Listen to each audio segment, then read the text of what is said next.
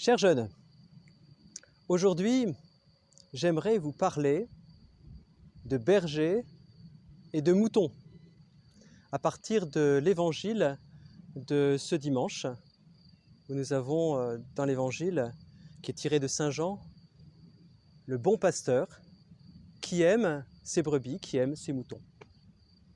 Je vais vous lire un passage de cet évangile, de l'évangile selon Saint Jean.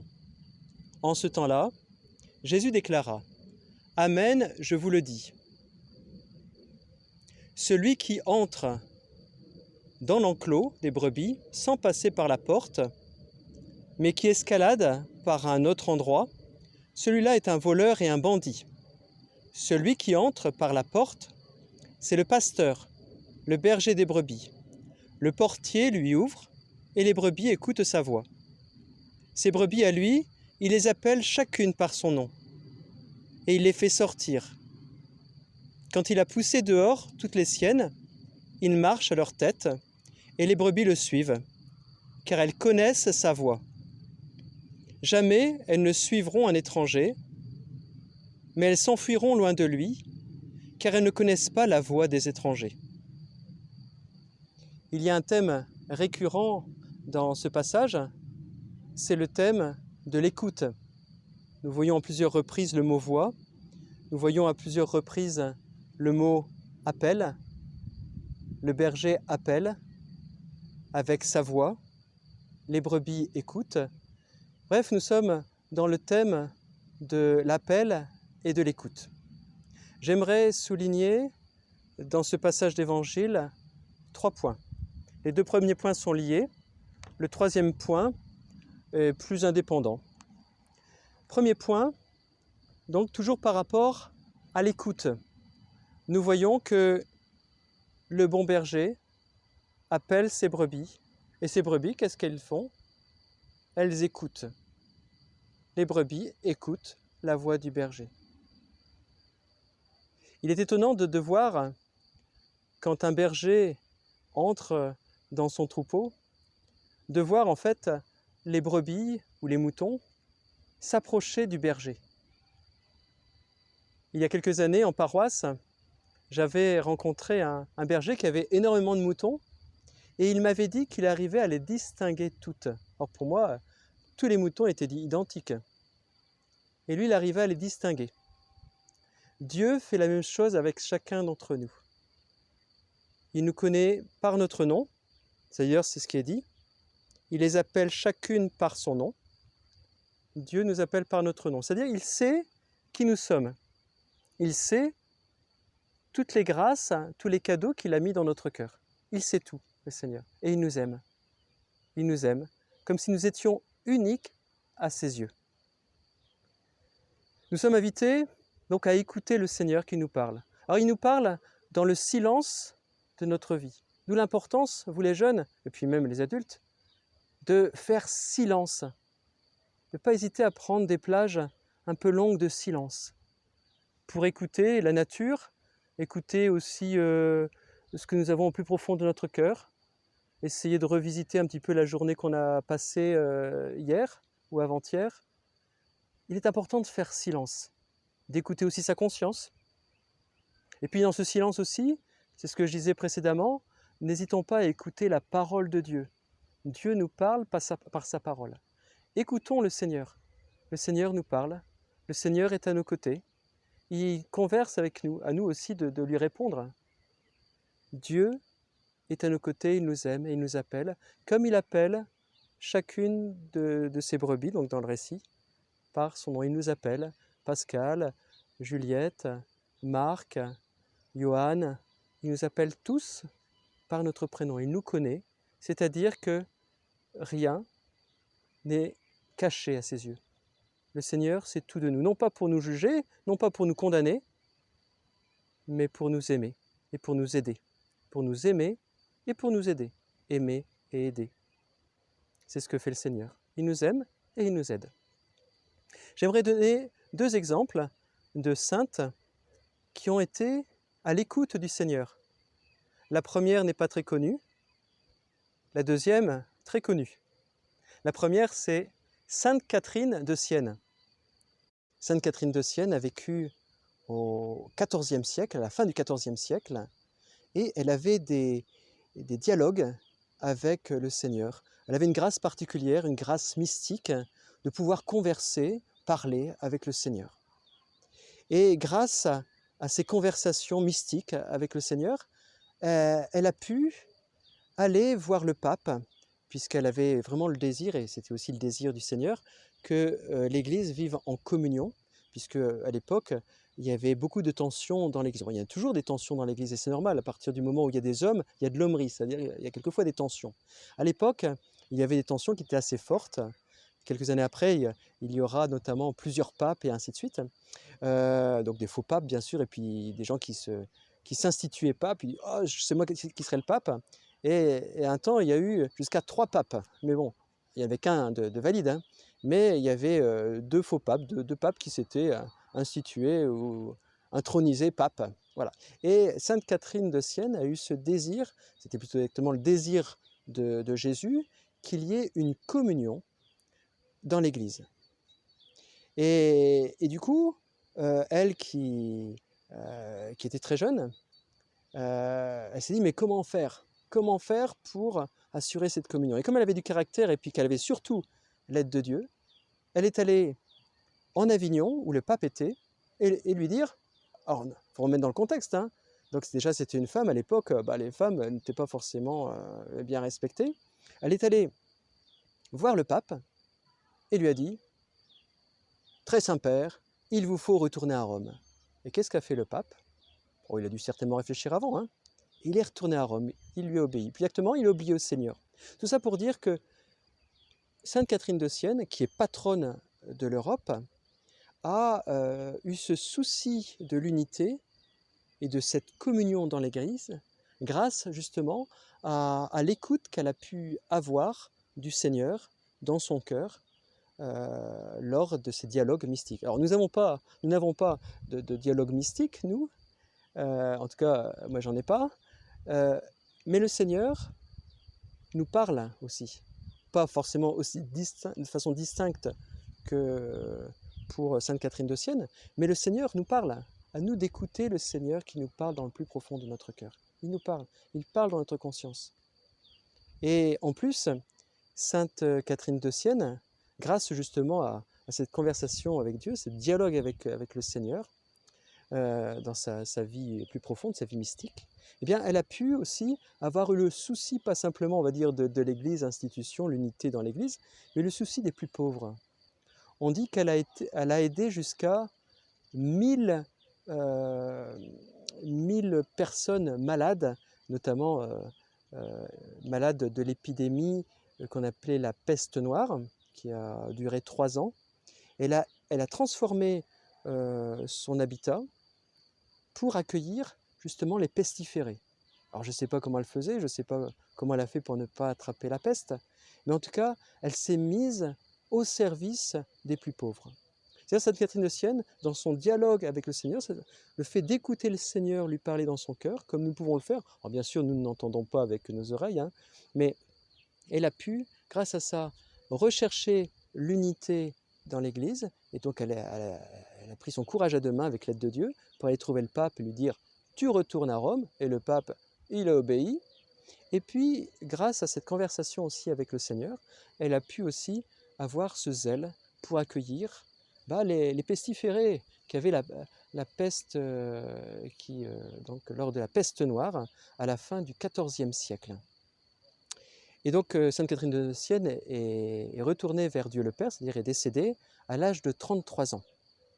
Voilà une personne qui était à l'écoute du Seigneur, d'une façon toute particulière. Une autre personne que vous connaissez, c'est Sainte Jeanne d'Arc. Sainte Jeanne d'Arc qui a eu, comme on dit, ses voix, mais c'est des anges et des saints qui lui ont parlé. Alors là aussi, c'est une grâce particulière que nous n'avons pas forcément, mais le Seigneur lui a parlé par l'intermédiaire de ces voix, de ces visions. Et grâce à ces paroles, eh bien, le cours de l'histoire a changé. C'est-à-dire que la guerre de 100 ans aurait tourné différemment si Jeanne d'Arc n'avait pas été là, si Sainte Jeanne d'Arc n'avait pas été là. Sainte Jeanne d'Arc est allée trouver le roi et lui a demandé de partir à Reims pour être consacrée. Tout cela a transformé la vie française. Tout cela a transformé la politique européenne, hein. Donc une Sainte Jeanne d'Arc qui a écouté, grâce aux voix qu'elle a pu avoir, a transformé le cours de l'histoire. Imaginons qu'elle n'ait pas écouté et qu'elle s'est dit « Oh, j'ai des voix, c'est sympa, mais moi j'ai pas le courage et je veux pas demander l'aide de Dieu pour aller de l'avant et pour aller sauver la France ». Eh bien peut-être que nous ne serions pas français, on serait peut-être anglais ou je ne sais pas trop quoi. En tout cas, nous voyons une sainte qui a été à l'écoute du Seigneur et puis, comme vous savez tous, elle est morte, brûlée sur le bûcher, et en criant « Jésus ». C'est-à-dire, même jusqu'au bûcher, Sainte Jeanne d'Arc a eu confiance dans le Seigneur et confiance aussi dans ses voix. Elle a été à l'écoute du Seigneur. Nous aussi, soyons à l'écoute du Seigneur, en écoutant la parole du Seigneur, en faisant silence dans notre vie, en essayant de ne pas avoir 24 heures sur 24 des choses dans les oreilles qui nous empêchent d'écouter le beau silence. Dans la nature, n'hésitons pas à nous poser de temps en temps et dire « mais écoutons les cigales, écoutons… alors je ne sais pas si vous entendez ici il y a des cigales, on entend aussi les poules. N'hésitons pas à contempler la création avec nos oreilles. Et Dieu nous parle à travers le silence que nous pouvons avoir dans notre vie. Écoutons notre cœur, notre conscience. Ça, c'est le premier point. Deuxième point, je serai beaucoup plus bref. Je serai vraiment bref. Le deuxième, c'est nous voyons qu'il y a des bandits dans le récit. Les bandits, qu'est-ce que c'est que ces bandits? C'est des gens qui, au niveau du récit avec les brebis, ce sont des gens qui embêtent les brebis et qui ne vont pas dans le sens du poil, qui n'apaisent pas les brebis. Donc il dit, les bandits, eux, passent par… escaladent le mur, ils ne passent pas par la porte. Et les bandits, on pourrait dire que ça symbolise tout ce qui dans notre vie nous détourne du bien, nous détourne de la vérité, nous détourne du bonheur. J'aimerais simplement citer un exemple, il n'y a pas que ça qui peut… un exemple. Il y a quelques semaines, voire quelques mois, j'étais en voiture avec des jeunes. Et les jeunes me font écouter des chansons qu'ils écoutent d'habitude. J'étais effaré de voir en fait que c'était des jeunes qui avaient un idéal de vie, c'est-à-dire ils voulaient vivre dans la paix, la joie, l'amour, c'était des chrétiens, ils voulaient vivre en chrétien. Et les paroles allaient carrément à l'encontre de ça. C'était vraiment surprenant. Et ça, je pense que ce sont des bandits, non pas les jeunes, mais certaines de nos chansons. Certaines chansons que nous écoutons sont quelquefois nos bandits, c'est-à-dire des choses qui vont à l'encontre de notre conscience. C'est-à-dire on a l'impression qu'il y a la conscience du jeune qui est droite, le désir de bien faire, et quelquefois la chanson, elle va en opposition. On a l'impression, comme on dit, il y a une dichotomie, c'est-à-dire on a l'impression qu'il y a une personne dans le jeune qui a cet idéal de bien, et puis le jeune écoute des chansons qui vont à l'opposé. Tout ça pour dire, n'hésitons pas à faire attention aux paroles que nous écoutons quand nous écoutons une chanson. C'est pas parce que la musique est belle que les paroles sont belles. Et quelquefois, les paroles sont vraiment pas belles. Les paroles vont à l'encontre de votre désir de sainteté, c'est-à-dire votre désir d'être heureux. Faisons toujours attention à ce que nous écoutons, comme faisons toujours attention aux personnes que nous fréquentons. Si nous avons un idéal de vie, si nous voulons le bonheur, la vérité, la justice, il ne faut peut-être pas côtoyer, c'est-à-dire avoir comme meilleur ami le gangster du coin, ou quelqu'un qui vit une vie de patachon. N'hésitons pas à suivre notre cœur. Écoutons le Seigneur qui nous parle dans notre cœur, c'est-à-dire écoutons notre conscience et n'ayons pas de vie, une vie, on va dire, de chrétien, et puis une vie de ce monde. C'est-à-dire, allez, je vais écouter n'importe quelle chanson, même tel morceau de rap qui dit n'importe quoi, notamment sur l'amour, et quelquefois, notamment là, en voiture, j'étais donc avec des jeunes filles, et j'étais surpris que ces jeunes filles écoutent des chansons qui allaient à l'encontre des femmes, quoi.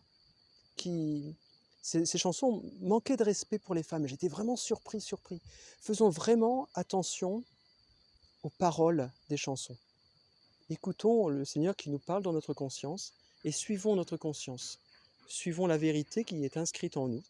Suivons notre cœur. Et ne nous divisons pas en quelque sorte.